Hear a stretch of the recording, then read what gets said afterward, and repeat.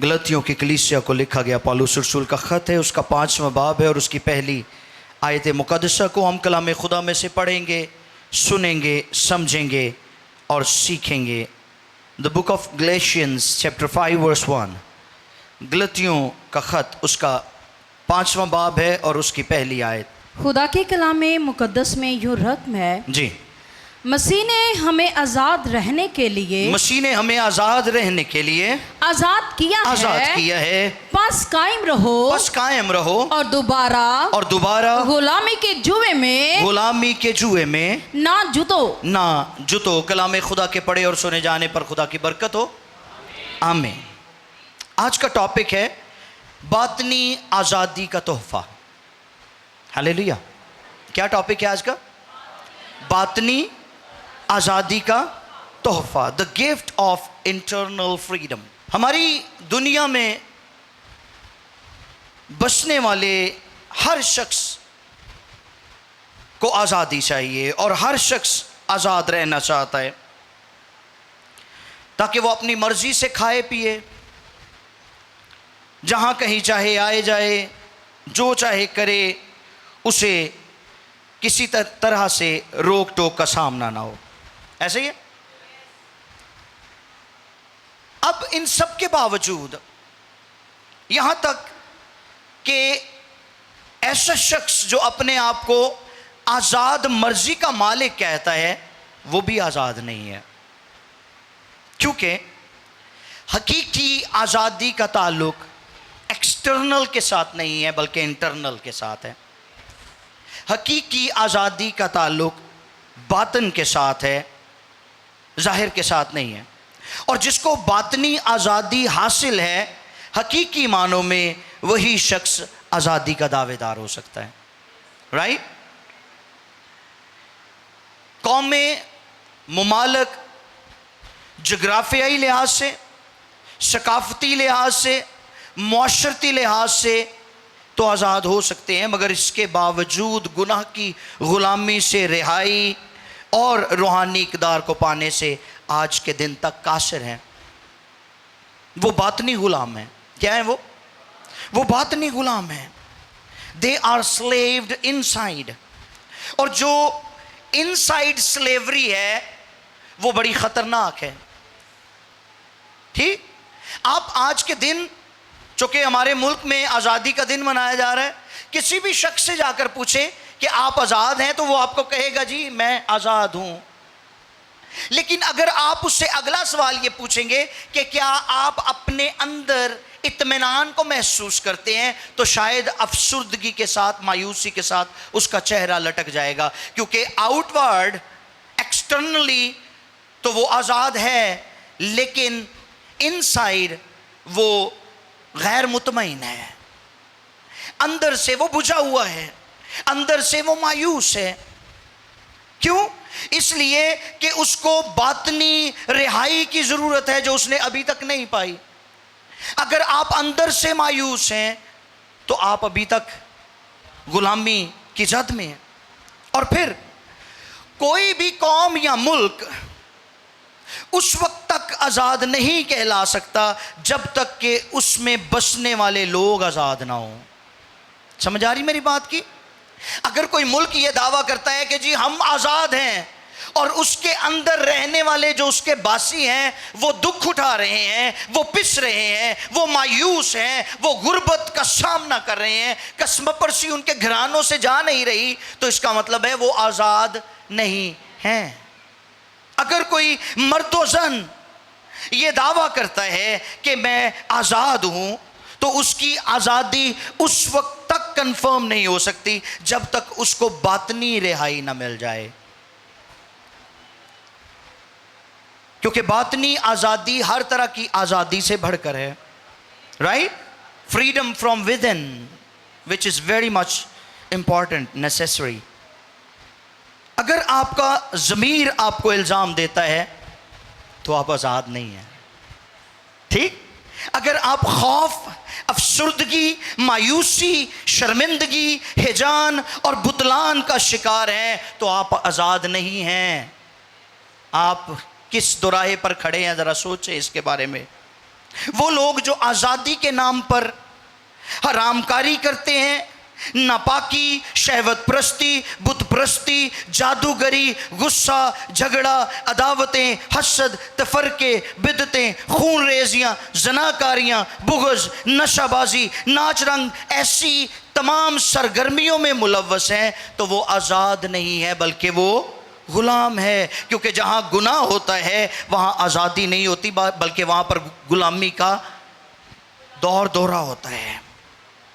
और आज़ादी कोई मजाक नहीं है कि ऐसे ही मुंह उठा के कह दें कि जी हम आज़ाद हैं। आज़ादी अपने अंदर बड़े डीप मीनिंग्स रखती है। और ये जो वर्ड है ना, by the way, freedom, freedom, कभी सोचा है इसके बारे में? ये दो अल्फाज का मुरक्कब है, दो लफ्ज़ों से मिलकर बना है, फ्रीडम। फ्री का मतलब क्या होता है? फ्री का मतलब होता है इख्तियार से बाहर। क्या? इख्तियार से बाहर। और दूसरा लफ्ज़ है डम, जो किसी हालत या तसल्लुत को जाहिर करती है, स्टेट, कंडीशन और डोमेन। अब इसका मतलब क्या है फ्रीडम का? फ्रीडम का मतलब है किसी हालत या किसी के तसल्लुत से बाहर निकलना इज कॉल्ड फ्रीडम, आज़ादी। मेरी बात की समझ आ रही है सबको? मुश्किल बातें तो नहीं कर रहा मैं? क्या डेफिनेशन है फ्रीडम की?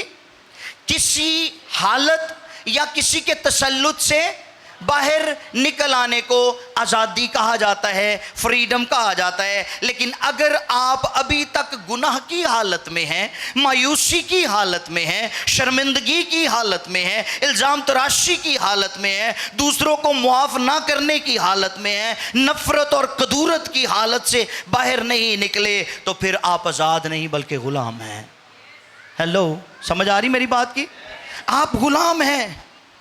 अगर अभी तक आप फरसूदा, ज़ईफ़, बिदती ख़यालात और शहवानी ख्वाहिशों के तसल्लुत से बाहर नहीं निकले, तो आप आज़ाद नहीं, आप ग़ुलाम हैं। कहाँ खड़े हैं आप? किस आज़ादी की बात करते हैं आप? Freedom is always a very expensive proposition. लोगों ने इसको मजाक बनाया हुआ है। Freedom is not free. सुनिए ज़रा, the freedom is not free. आज़ादी मुफ्त नहीं है, इसकी बड़ी कीमत चुकानी पड़ती है आज़ादी को पाने के लिए। जब तक आपको इनफरादी और बातनी आज़ादी का तजर्बा नहीं होता, तब तक आप खारजी, कौमी या इज्तिमाई आज़ादी को सेलिब्रेट नहीं कर सकते। बातनी आज़ादी बहुत ज़रूरी है। गुनाह से आज़ादी सबसे ज़्यादा ज़रूरी है। अगर आप एक ऐसी स्टेट में रहते हैं जो एक अलग थलग स्टेट है, ऐसी टेरिटरी में, ऐसी सरजमीन में रहते हैं जो दूसरों से अलग है, उसकी अपनी बाउंड्रीज हैं, लेकिन अगर उन बाउंड्रीज के अंदर भी आप गैर महफूज हैं, उन बाउंड्रीज के अंदर भी गुनाह ने आपको दबोच रखा है, उन बाउंड्रीज के अंदर भी आप खून रेजियां कर रहे हैं, आप दूसरों का हक मार रहे हैं, लोग आपसे खौफजदा हैं, आप लोगों से खौफजदा हैं, और लोग एक दूसरे की टांगें खींचते हैं, लोग एक दूसरे को नुकसान पहुंचाते हैं, तो फिर कैसी आज़ादी है ये? हमें बातनी आज़ादी की पहले ज़रूरत है। इससे पहले कि हम आसमानी शहर के बासी बने, खुदावंद यीशु चाहता है हमें बातनी आज़ादी मिल जाए, ताकि फिर उस सलामती के शहर में हम अच्छी ज़िंदगी बसर करें जो यीशु लेकर आ रहा है। हालेलुया। बातनी आज़ादी एक तोहफा है। क्या है ये? That's a gift. और क्या मौजू है आज का, मैंने फिर पूछना चाहता हूं आपसे। बातनी आज़ादी का, अगर सब सुन रहे हैं तो फिर सब बोल दें। बातनी आज़ादी का ये तोहफा है, और ये तोहफा खुदा बाप देता है। किस किस को चाहिए? कौन बातनी आज़ादी पाना चाहता है? सब। और जो बातनी आज़ादी पाना चाहते हैं उनको खुदा का बंदा दाऊद चुनौती देता है। जो बातनी आज़ादी पाने के ख्वाहिशमंद हैं, जो इसको हासिल करना चाहते हैं, उनके लिए चुनौती मौजूद है। ज़बूर नंबर 24 उसकी 3री आयत से लेकर 5वीं आयत तक पढ़िए। क्या चुनौती है? खुदावंद के पहाड़ पर कौन चढ़ेगा? सुनिए, खुदावंद के पहाड़ पर कौन चढ़ेगा? और उसके मुकद्दस मकाम पर, उसके मुकद्दस मकाम पर कौन खड़ा होगा? कौन खड़ा होगा? वही जिसके हाथ साफ हैं, जिसके हाथ साफ हैं, और जिसका दिल पाक है, जिसका दिल पाक है, जिसने बतालत पे दिल नहीं लगाया, जिसने बतालत पर दिल नहीं लगाया, और मकर से कसम नहीं और खाई, मकर से कसम नहीं खाई, वो खुदावंद की तरफ से, वो खुदावंद की तरफ से बरकत पाएगा। बरकत पाएगा। हाँ, अपने नजात देने वाले, हाँ, अपने नजात देने वाले खुदा की तरफ से, खुदा की तरफ से सदाकत। सदाकत, जिसका दिल उसको इल्जाम नहीं देता, खुदावंद के मकदस पर, उसके मुकद्दस पहाड़ पर वो खड़ा होगा, उसके हुजूर में वो खड़ा होगा। जिसको बातनी आज़ादी हासिल हो चुकी है, जिसको अंदर से छुटकारा मिल चुका है, जिसका दिल उसे इल्जाम नहीं देता, जिसके ख्यालात मसीह के बरखिलाफ नहीं उठते, उसकी कुदरत के बरखिलाफ नहीं उठते, वो जिसने अपनी मर्जी को खुदा की मर्जी के आगे सरेंडर किया हुआ है, ये उसकी बात हो रही है। आमीन। और 5वीं आयत में लिखा है वो खुदावंद की तरफ से क्या पाएंगे? बरकत पाएंगे। वो खुदावंद की तरफ से बरकत पाएंगे। हाँ, अपने नजात देने वाले खुदा की तरफ से सदाकत। क्या? सदाकत। खुदा उनको रिहाई देगा। नजात पाने से मुराद है आज़ादी पाना, रिहाई पाना, छुटकारा पाना, मखलसी पाना। जो खुदावंद के म्यार पर पूरे उतरेंगे, जिन्होंने चुगलियां तो रिहाई मिल जाएगी। हुण गल दी बहुत ही समझ आएगी तानू, है ना? जिन्होंने दूसरे दी लत्तां खिंचण नालों ओदे तो रिहाई मिल जाएगी। सारी रात कई रिश्तेदारां दियां चुगलियां ही करते रहणगे। हाँ जी, तो जो अखां पर जांदियां नींद ना, तो फिर कई तो वैसे ही सो जाते, तो कई कहते आओ हुण निक्की जी दुआ करिए तो सोईए। हाँ जी, कोई 4-5 घंटे बदखोइयां करदे लंघ जांदियां उन्हां दियां, तो बाद चो कहेंगे निक्की जी दुआ करिए तो सोइए। ऐसे लोगों को अंदर से छुटकारे की ज़रूरत है, अंदर से रिहाई की ज़रूरत है, बातनी आज़ादी की ज़रूरत है। और जो बातनी आज़ादी पा लेता है, लिखा है खुदा उसको बरकत देगा, वो खुदा के हुजूर से बरकत पाएगा। और फिर वो खुदा जो उसको आज़ादी देगा, जो उसको मखलसी देगा, जो उसको नजात देगा, जो उसको छुड़ाएगा, वो उसको सदाकत से, हालेलुया, उसको सदाकत देगा। और सुनिए खुशखबरी की बात, खुशखबरी ये है कि वो सदाकत जो खुदा की तरफ से आती है, वो शख्स जो उस सदाकत को पा लेता है, वो हकीकी आज़ादी को पा लेता है। अब ये सदाकत क्या है?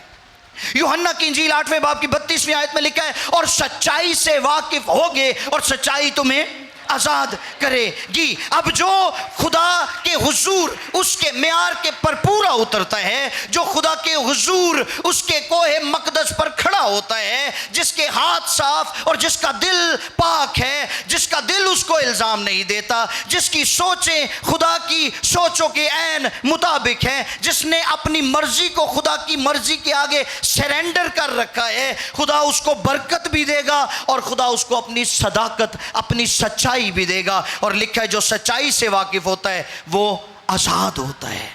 हालेलुया, वो आजाद होता है। सो वो सदाकत जो खुदा की तरफ से मिलती है, वो सच्चाई जो आज़ाद करती है, वो सच्चाई जो गुनाहों से छुटकारा देती है, वो सच्चाई है कौन? उस सच्चाई का नाम क्या है? जानते हैं उस सच्चाई का नाम? उस सच्चाई का नाम है यीशु मसीह नासरी, जो खुदा का असली कलमा है, खुदा ताला का इकलौता बेटा है, यहूदा के कबीले का बब्बर है, अल्फा और ओमेगा, इब्तिदा और इंतहा, अव्वल और आखिर, जिसकी रान और पोशाक पर लिखा है खुदावंदों का खुदावंद और बादशाहों का बादशाह। वो कहता है राह, हक और जिंदगी मैं हूं, और वही कहता है कि मेरे खोले हुए को कोई बंद नहीं कर सकता और बंद किए हुए को कोई। हालेलुया, ये है वो सच्चाई। और जो उस सच्चाई को जानकर आज़ाद हो जाता है, आज़ादी को पा लेता है, उसके साथ वो वादा करता है। और वो वादा क्या है सुनिए, मत्ती 16:18 के मुताबिक, the gates of the hell will not prevail against him. जहन्नुम के दरवाजे, आलमे अरवाह के दरवाजे उस पर गालिब ना आएंगे। हालेलुया। उसके बग़ैर हकीकी आज़ादी का तसव्वुर कहीं नहीं पाया जाता। उसके बग़ैर आज़ादी नहीं हो सकती, उसके बग़ैर मखलसी नहीं मिल सकती। अगर कोई गुनाह की ग़ुलामी से रिहाई पाना चाहता है तो मर्ज़े गुनाह का शाफ़ी, खुदा की सदाकत, राह, हक और ज़िंदगी, खुदा का इकलौता बेटा यीशु ना सिर्फ हकीकी आज़ादी देता है बल्कि खुदा की फ़र्जंदियत पाने का इस्तेहकाक भी देता है। हालेलुया। सिर्फ आज़ादी नहीं मिलेगी, खुदा के बेटे और बेटियां बनने का हक भी मिलेगा, हक भी मिलेगा। यूहन्ना 8:36 के मुताबिक अगर बेटा तुम्हें आज़ाद करे तो तुम, नो डाउट, अगर बेटा आज़ाद कर देगा तो फिर कोई डाउट नहीं है। If the sun sets you free you are free indeed. अगर बेटा तुम्हें आज़ाद करे तो तुम वाकई ही आज़ाद होगे। जब लफ्ज़ वाकई आ जाता है तो इसका मतलब है देयर आर नो डाउट्स, कोई शक नहीं है कि आप आज़ाद हैं। आपकी रिहाई की तस्दीक हो जाती है, बेटा आपके छुटकारे की तस्दीक कर देता है, क्योंकि वो बैलों बछड़ों बकरों का खून लेकर नहीं बल्कि लिखा है अपना ही खून लेकर पाक तरीन मकाम में दाखिल हो गया और अबदी खलासी कराई। तो जिसने अबदी खलासी कराई है वो ये गारंटी देता है कि अगर वो आपको आज़ाद करेगा तो आप मुकम्मल तौर पर आज़ाद हो जाएंगे और आप दावेदार होंगे कि मैं आज़ाद हूँ। एक्सटर्नली भी और इंटरनली भी, दोनों तरह से वो आपको आज़ादी देगा, बैरूनी तौर पर भी और अंदरूनी तौर पर भी। राइट। यूहन्ना 8:34-35 में यीशु ने कहा जो कोई गुनाह करता है वो गुनाह का गुलाम है। और फिर गुलाम के लिए कंडीशन क्या है? गुलाम अब तक घर में नहीं रहता, बेटा अब तक रहता है। सुनिए फिर इस बात को, जो कोई गुनाह करता है वो गुनाह का गुलाम, वो तो अपने आप को आज़ाद कह ही नहीं सकता। जो दूसरों का हक मारता है, जो खून रेजियां करता है, जो ज़नाकारियां करता है, जो बिदतों से भरा हुआ है, जो बदगुमानियों से भरा हुआ है, जो नफ़रत से भरा हुआ है, जो झूठ बोलता है, वो गुनाह का गुलाम है, क्योंकि वो गुनाह कर रहा है, वो आज़ाद नहीं है। और जो आज़ाद नहीं है वो खुदा के घर में रह नहीं सकता, वो खुदा के हुजूर में ठहर नहीं सकता, क्योंकि ये कलाम की बात है कि गुलाम अब तक खुदा के घर में ना रहेगा। इब्लीस, लूसीफर ने जब खुदा के खिलाफ बगावत की तो खुदा ने उसको अपने हुजूर से रख लिया कि निकाल दिया? निकाल दिया। और दुख से निकाला है, क्योंकि खुदा नहीं चाहता था उसको निकालना, लेकिन उसकी नाफरमानी, गुनाह का दूसरा नाम नाफरमानी है, उसकी नाफरमानी के बायस खुदा ने उसको वहां से निकाला। फिर दूसरी दफा खुदा ने किसी और को भी अपने हुजूर से निकाला, और वो कौन था? आदम और हवा। जब उन्होंने खुदा की नाफरमानी की तो उनको भी खुदा ने अपने हुजूर से निकाला, क्योंकि गुलाम खुदा के घर में अब तक रह नहीं सकता। खुदा मजबूर हो जाता है, क्योंकि वो गुलाम को, गुनाह के गुलाम को बर्दाश्त नहीं कर सकता। अब हमारे लिए प्रिविलेज क्या है? हमारे लिए इस्तेहकाक क्या है? हमारे लिए खुशी की नवीद क्या है? हमारे लिए खुशखबरी क्या है? हमारे लिए खुशखबरी ये है कि अगर बेटा हमें आज़ाद करता है तो ना सिर्फ हम आज़ाद होंगे बल्कि हमें खुदा की फर्जंदियत भी मिल जाएगी। यूहन्ना पहला बाब उसकी 12वीं और 13वीं आयत में लिखा, लेकिन जितनों ने उसे कबूल किया उसने उन्हें खुदा के फर्जंद बनने का हक बख्शा, यानी उन्हें जो उस पर ईमान लाए। 13वीं आयत में लिखा है, वो ना खून से, ना जिस्म की ख्वाहिश से, ना इंसान के इरादा से, बल्कि खुदा से पैदा हुए। और जो खुदा से पैदा होते हैं वो खुदा के बेटे और बेटियां हैं जो अब तक खुदा के घर में ठहर सकते हैं, रह सकते हैं। हालेलुया। जो शख्स यीशु मसीह को शख्सी निजात दहिंदा कबूल कर लेता है वो गुनाह और गुनाह आलूदा फितरत से आज़ाद हो जाता है। अब वो शख्स जो गुनाह की गुलामी से आज़ाद हो जाता है, जो पुरानी इंसानियत का लिबास उतार कर मसीह की फितरत को पहन लेता है, उसके लिए क्या करना ज़रूरी है? जब आप यीशु मसीह को शख्सी निजात दहिंदा कबूल करके हमेशा की आज़ादी को पा लेते हैं, बातनी आज़ादी को पा लेते हैं, आपका दिल मुतमईन हो जाता है, तो फिर आपको क्या करना चाहिए? गलतियों 5:1 जो हवाला हमने शुरू में पढ़ा था, मसीह ने हमें आज़ाद रहने के लिए, मसीह ने हमें आज़ाद रहने के लिए आज़ाद किया है। बस कायम रहो, लिखा है बस कायम रहो और दोबारा गुलामी के जुए में ना जुतो। अब क्या करना है इस आज़ादी को पाने के बाद? मैंने आपको बताया आज़ादी कैसे पा सकते हैं। समझ आई है सबको? कोई बताएगा मुझे आज़ादी कैसे पा सकते हैं? यीशु मसीह को ज़िंदगी में लेने से, शख्सी निजात दहिंदा कबूल करने से हमें हमेशा के लिए आज़ादी मिल जाती है, हकीकी बातनी आज़ादी मिल जाती है। लेकिन इस आज़ादी को पाने के बाद हमें क्या करना है? What to do after having the freedom जो हमारे लिए तोहफ़ा है, उस आज़ादी को पाने के बाद क्या करना है? पौलुस इस खत के ज़रिए ना सिर्फ गलतिया की कलीसिया बल्कि आज के मसीहियों को भी ये पैगाम देता है, आज की दुनिया, आज के लोगों को भी ये पैगाम देता है कि वो आज़ादी जो हमें यीशु मसीह के वसीला से हासिल है, उसे पा लेने के बाद हम पर एक भारी जिम्मेदारी आयद होती है। सुनिए, मैंने आपको बताया था कि ये आज़ादी मुफ्त नहीं है। It costs a lot. इसकी भारी कीमत अदा करनी पड़ती है।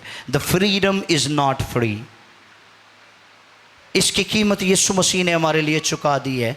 वो आज़ादी जो हमें मिली है, वो नजात जो हमें मिली है, वो नजात का दरवाज़ा जो हमारे लिए खुला है, यीशु ने इसके लिए कीमत चुका दी है ताकि हम उस नजात में दाखिल हो जाएं, हम उस आज़ादी को, उस रिहाई को पालें। लेकिन इसके बाद कुछ हमारी भी जिम्मेदारी है। और वो क्या जिम्मेदारी है? The responsibility of freedom. आज़ादी की जिम्मेदारी क्या है? बस कायम रहो। क्या करो? कायम रहो और दोबारा गुलामी के जुए में ना जुतो। खुदा का बंदा पतरस आज़ादी की जिम्मेदारी का एहसास इस तरह से दिलाता है। पहला पतरस 2 बाब की 16वीं आयत लिखा है, और अपने आप को आज़ाद जानो और इस आज़ादी को बदी का पर्दा ना बनाओ, बल्कि अपने आप को खुदा के बंदे जानो। हालेलुया। अपने आप को खुदा के बंदे जानो, अपने आप को आज़ाद जानो और इस आज़ादी को बदी का पर्दा ना बनाओ। बहुत सारे लोग टीचिंग देते हैं कि once you are saved always. Yes, we believe it. हम ये ईमान रखते हैं कि हम एक दफ़ा नजात पाले तो हमारी नजात कभी खो नहीं सकती। लेकिन क्या इसका मतलब ये है कि once we are saved whatever we do it's fine? No. अगर हमने एक दफ़ा निजात पा ली है तो इसका मतलब ये नहीं कि अब हम फिर से बदियां करें, अब हम फिर से उन बुरे कामों की तरफ लौट जाएं, अब फिर से हम पुरानी इंसानियत का लिबादा ओढ़ लें और जो चाहे वो करते फिरें। नो नो नो, इसका हरगिज़ मतलब ये नहीं है। अपने आप को आज़ाद जानो, लेकिन इस आज़ादी को बदी का पर्दा ना बनाओ, क्योंकि ये आज़ादी हमें फ़ज़ल से मिली है, शरीयत के वसीला से नहीं। ये आज़ादी हमें फ़ज़ल से मिली है, ईमान से मिली है, अपने कामों के वसीला से नहीं मिली, नेक अमाल के वसीला से नहीं मिली। और अगर नेक अमाल के वसीला से नहीं मिली, अगर शरीयत के वसीला से नहीं मिली, अगर फ़ज़ल और ईमान से मिली है, तो फिर इस आज़ादी को महफूज रखना हमारी कोर रिस्पॉन्सिबिलिटी है। आमीन। इस आज़ादी का ख्याल रखना बहुत ज़रूरी है। स्टैंड फर्म, कायम रहने के लिए इंग्लिश का लफ्ज़ है to stand firm in the freedom is one of the core responsibilities. आज़ादी में कायम रहना सबसे बड़ी जिम्मेदारी है। आज़ादी में कायम रहने के लिए पौलुस रसूल गलतियों की कलीसिया के बारे में बड़े फिक्रमंद थे, और खुदा के बंदा ने इजहार किया है अपनी इस फिक्रमंदी का। पढ़िए ज़रा, गलतियों 4 बाब है और उसकी 8वीं आयत से लेकर 11वीं आयत मुकद्दसा तक। पौलुस की फिक्रमंदी कलीसिया के लिए कि कलीसिया उस आज़ादी में कायम रहे जो मसीह के वसीला से उनको मिली है। लेकिन उस वक्त खुदा से नावाकिफ होकर तुम उन माबूदों की गुलामी में थे, जो अपनी ज़ात से खुदा नहीं, मगर अब जो तुमने खुदा को पहचाना, बल्कि खुदा ने तुमको पहचाना, तो उन ज़ईफ और निकम्मी इब्तदाई बातों की तरफ किस तरह फिर रजू होते हो, जिनकी दोबारा गुलामी करना चाहते हो। तुम दिनों और महीनों और मुकर्ररा वक्तों और बरसों को मानते हो। मुझे तुम्हारी बाबत डर है कहीं ऐसा ना हो कि जो मेहनत मैंने तुम पर की है बेफायदा रह जाए। ये फिक्रमंदी है खुदा के खादिम की, और यही फिक्रमंदी है आज के खादिमों की भी, कलीसियाओं के लिए, ईमानदारों के लिए, कि जो मेहनत हम आप पर कर रहे हैं, जो खुदा के कलाम की अमीक और गहरी बातें, वो भेद जो खुदा अपने खादिमों को देता है आप तक पहुंचाने के लिए, अगर आप उनकी बेकदरी करते हैं, अगर आपको उनको सुनकर भी अनसुना करते हैं, अगर आप उनको सुनकर भी उन पर अमल पैरा नहीं होते, तो फिर हमें डर है आपकी बाबत, हमें फिक्रमंदी है आपकी बाबत कि कहीं हमारी वो खिदमत जो हमने आपके दरमियान की है, वो मेहनत जो हम आप पर करते हैं, बेफायदा ना जाए। कई निजात भी पालणगे ते टप्पे फेर भी गाणगे। हाँ जी, निजात भी पालणगे ते विआह ते 2 पैर भी वखाणगे। कहणगे जी दीन भी नाल ते दुनिया भी नाल। अरे नहीं, यूहन्ना के खत में लिखा है, ना दुनिया से मोहब्बत रखो ना दुनिया की चीज़ों से, क्योंकि जो कोई दुनिया से मोहब्बत रखता है उसके अंदर बाप की मोहब्बत नहीं है। आप एक वक्त में एक ही से प्यार कर सकते हैं, या बाप से कर लें या दुनिया से कर लें, एक को रख लें। जब फैसला करने का वक्त आया तो यशवा ने अपने घराने को अपने पीछे कर लिया। उसने कहा, अब रही मेरी और मेरे घराने की बात, हम तो खुदावंद ही की परस्तिश करेंगे। हालेलुया। किस आज़ादी की बात करते हैं हम कहते हैं मसीह ने हमें आज़ाद कर दिया है, नच्चो पुड़को इंजॉय करो। हाँ जी, क्रिसमस आए तो घुट भी ला लो, विआह ते घुट भी ला लो। कई कहणगे जी असी कलाम च लिखे शराब में मतवाले ना बनो। असी कहना मतवाले होने ली पीवी दी है, असी तो वैसे सरूर ली पीवी दी है। शर्म आनी चाहिए ऐसे लोगों को जो अपनी आज़ादी को बदी का पर्दा बनाते हैं। हाँ जी, कई बरसियां दी जान नहीं छड़ते। जे तुसी बरसियां मनाते हो तो तुसी आज़ाद नहीं हो, आप गुलाम हैं, आप बरसों के गुलाम हैं, क्योंकि तुसी बरसां नूं मनदे हो। हाँ जी, उन्हां दे अंदरों बरसियां ही नहीं निकलदियां सारी जिंदगी। वावा साल के बाद याद आ जाता है, अज दे दिन अब्बा जी मरे सी, चौल बहुत पसंद सी उन्होंने, पका के वंडो। हाँ जी, महल्ले च बदाना वंड दो। बहुत दुख की बात है कि अभी तक हम उन निकम्मी और ज़ईफ़ और फरसूदा बातों में फंसे हुए हैं और अभी तक हमने आज़ादी नहीं पाई, अभी तक हमने रिहाई नहीं पाई। या अगर रिहाई पाई है तो फिर हम दोबारा से उस गुलामी के जुए में जुत रहे हैं जिसके बारे में पौलुस फ़िक्रमंदी का इजहार करते हैं। कहाँ पर खड़े हैं हम, कहाँ पर खड़े हैं हम? अपनी आज़ादी को महफूज रखना बहुत ज़रूरी है, बहुत ज़रूरी है। और मुकम्मल आज़ादी पाने के लिए, अपनी आज़ादी में कायम रहने के लिए, अपनी आज़ादी को महफूज रखने के लिए टोटल सरेंडर की ज़रूरत है। किसकी? टोटल सरेंडर का क्या मतलब है? अपने आप को पूरी तरह से खुदा के हवाले कर दें, खुदा के ताबे कर दें। Total surrender. वो एक बंदा सी ना, वो बपतिस्मा लैन लगा तो उन्हें बांह अपनी बाहर काढ़ ली। खुदा दे खादम कहते भाई जी ये कादे ली? कहता जी बांह रहन दो, कभी किसी ने घसुन मुक्की करनी पै जाती। तो ऐ वाला काम ना करो तुसी कि खुदावन तू मेरे बाकी वजूद को रिहाई दे दे, मेरे दिमाग नू रिहाई ना दें, क्योंकि इत्थों चुगलखोरियां भी तो करनियां ने ना। यहाँ से नफरत भी तो निकालनी है, हसद भी तो निकालनी है। यहाँ से हमारे इंटेलेक्चुअल को भी आज़ादी की ज़रूरत है, हमें मेंटल फ्रीडम की ज़रूरत है। आमीन। हमें इमोशनल फ्रीडम की ज़रूरत है, हमें स्पिरिचुअल फ्रीडम की ज़रूरत है। सिर्फ एक आज़ादी दे नाल ही ना खुश हो जाओ। खुदा का शुक्र है हमारा मुल्क आज़ाद हुआ था। हमें इस बात के लिए भी दुआ करनी है कि खुदा अब हमें भी आज़ाद कर दे, ठीक, ताकि असी मुल्क च रहन वालियां भी रहन दईए।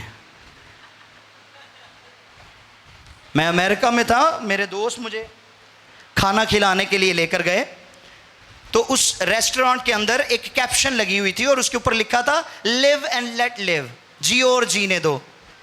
तो मैंने उसकी पिक्चर भी बनाई और मैंने उन्हें कहा कि ये वो स्लोगन है जिसकी हमारे मुल्क को बहुत ज़्यादा ज़रूरत है। लिव एंड लेट लिव, जियो और जीने दो। तो अगर हम आज़ादी के दावेदार हैं तो फिर हमें टोटल सरेंडर की ज़रूरत है। हमें दूसरों को जीने का हक देना है, मुकम्मल आज़ादी देनी है। अपनी मर्ज़ी को खुदा की मर्ज़ी के ताबे करना बहुत ज़रूरी है। फिर हमें उन रुकावटों को दूर करना है जो खुदा की मर्ज़ी को हमारी मर्ज़ी में, हमारी ज़िंदगी में पूरा होने से रोकती हैं। हमारे अंदर बहुत सारी ऐसी चीज़ें होती हैं जो खुदा की मर्ज़ी को हमारी ज़िंदगी में पूरा नहीं होने देती। हम रुकावटें डाल रहे होते हैं, हम मज़ाहमत कर रहे होते हैं। बहुत सारे अनकन्फेस्ड सिन्स होते हैं हमारे अंदर जिनका इतराफ़ हम नहीं करते। बहुत सारे गुनाह छुपे रहते हैं। पता है कदी कदी घर दी मुकम्मल सफाई होती है, ओवरऑल जनरल जिसको बोलते हैं, तो उसमें क्या होता है, उसमें फिर आप सारे कोने खुदरे जो है ना उनको साफ करते हैं, उनको खरोचते हैं, और जहाँ जहाँ डस्ट होती है, जहाँ जहाँ मिट्टी पड़ी होती है, जहाँ जहाँ गंदगी होती है, वो सारी की सारी हर तरह के कोने से निकालते हैं। तो सब नालों बहुती जड़ी वो बैड के थलों निकलती, क्योंकि उत्थे थले कभी को वड़िया ही नहीं होता। ऐसे ही है ना।